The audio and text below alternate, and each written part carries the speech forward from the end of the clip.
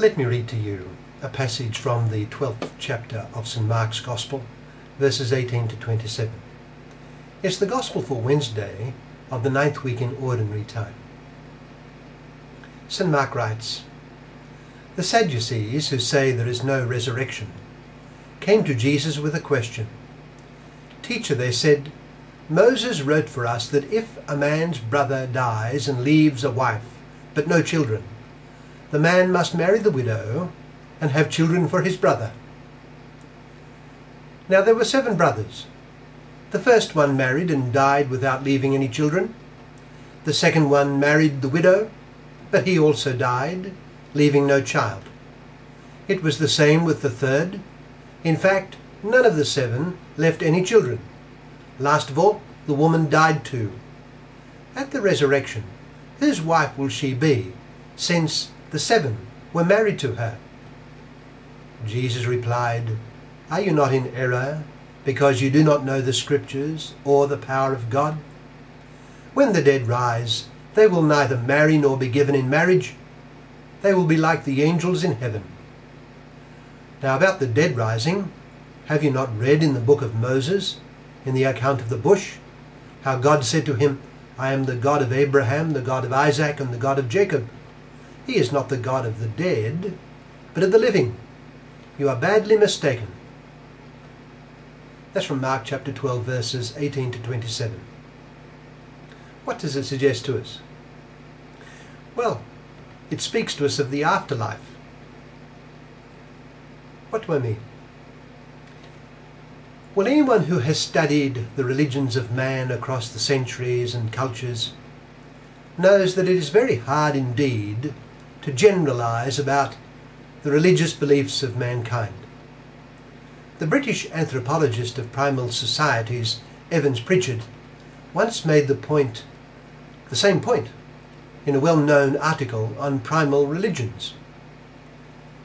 The notions of the afterlife that have obtained vary enormously. And this is to be expected because, well, we do not see what awaits us beyond the grave. All we see is the grave or the ashes. What has happened to the thinking and willing self whom we have known? Man likes to think and is generally convinced that one's self lives on, but nothing is seen. There are those who are convinced that one's self vanishes with the dust into which the body descends, in a fashion similar to the centre of awareness of any animal. They think this because all that can be seen is physical corruption and decay. Accordingly, many such persons will accept the well-known dictum, "Eat, drink and be merry, for tomorrow we die." Curiously, there have been religions which give little thought to the afterlife. Their appeals to the deities in myth and ritual are centered on concerns for this life, and they are content to leave the afterlife in its natural shadows.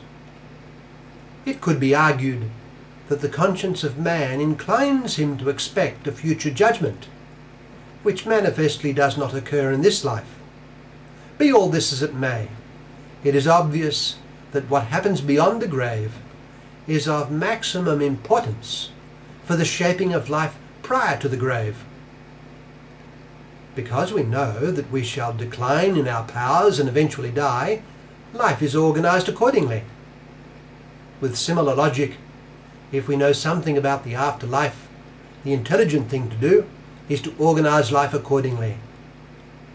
There are those who know about the afterlife and who live regardless of it, which is not very intelligent. Such a course could actually be catastrophic. In fact, very important things have been revealed about the afterlife, and without doubt, the greatest source of this revelation is Jesus Christ. All this introduces our gospel passage today that I read earlier, from Mark chapter 12, verses 18 to 27. There was a party in the Jewish nation which did not accept the notion of a resurrection from the dead. This was the Sadducees, who considered the writings of Moses, in other words the Pentateuch, as the canon, of the inspired scriptures. They saw no proper foundation for a doctrine of the resurrection in these first books. And at first sight, their position would seem to be correct. In fact, there is not a lot about the afterlife in all of the Hebrew scriptures, in what the Christian calls the Old Testament. Not a lot. But at their encounter with Christ, the distinctive position of the Sadducees was immediately shown to be, as our Lord put it, badly mistaken. Our Lord instantly pointed to the words of Yahweh God himself to Moses at the burning bush. "I am the God of Abraham, Isaac, and Jacob," he said. Our Lord pointed out that God would not introduce himself as a God of dead bones, of persons who were long since entirely extinct. The immediate implication of God's description of himself to Moses was that Abraham, Isaac, and Jacob were alive, and that Yahweh God was their God still. So there was a resurrection from the dead, taught in the Pentateuch. I do not know whether this revealing interpretation of the revelation at the burning bush had ever appeared in Hebrew literature before Christ, but it is most illuminating and original, to say the least. It also answered the Sadducees on their own ground of the Pentateuch. Our Lord's utter mastery of the Scriptures is evident.